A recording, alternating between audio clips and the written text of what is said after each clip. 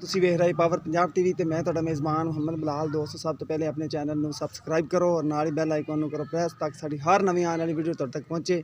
ਦੋਸਤੋ ਤੁਹਾਡੇ ਵਾਸਤੇ ਅੱਜ ਆ ਦੂਜਾ ਸੂਆ ਸੂਈ ਨਾ ਚਾਚਾ, ਦੂਜਨ ਝੋਟੀ ਪਹਿਲਣ। अच्छा पहला सुबह सुई चोटी ने एक चिट्टी अख एक कक काली है, बिल्कुल चूरकुंड सिंह ने काली शाह है। ये देखो माशाल्लाह इन्हें कादे माशाल्लाह चंगे कादी है माशाल्लाह, सोहना हवाना है, दिरला सही ने। ये देखो माशाल्लाह मोट मोट का थाने चंगे दिरला तो लग्या है, थोड़ी डरदी कैमरे तो कहा चाचे रंग पूछांगे। देखो माशाल्लाह बड़ा हवाना है,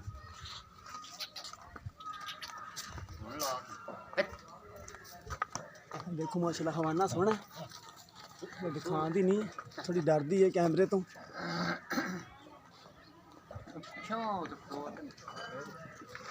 थोड़ी ना डर छड़ के चाचा माड़ी टोर ले माड़ी कक पर अंदर डरदी पी अगे ऐं पिछे कट्टा है, तकरीबन 1.5 महीने का कट्टा है। देखो काला शाह कालियां अखां माशाल्लाह सोहना हवाना है।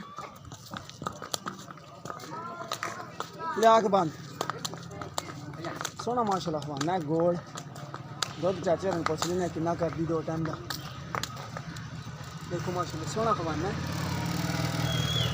अस्सलाम वालेकुम चाचा। चाचा किरमा सुबह सोई चोटी अपनी? अच्छा पहला सुबह सोई है भी 1.5 महीने का कट्टा है ना? 1.5 महीने का कार दी अपनी? अच्छा बाहर दी तो नहीं है ना? अच्छा ते इहदी मुੱਲ किन्ना दुध किन्ना कर दी 2 टाइम का पक्का जब बचन 6 किलो बचन छड़ के 6 किलो कर दी पी। मुੱਲ किन्ना इहदा प्यार मोहब्बत वाला?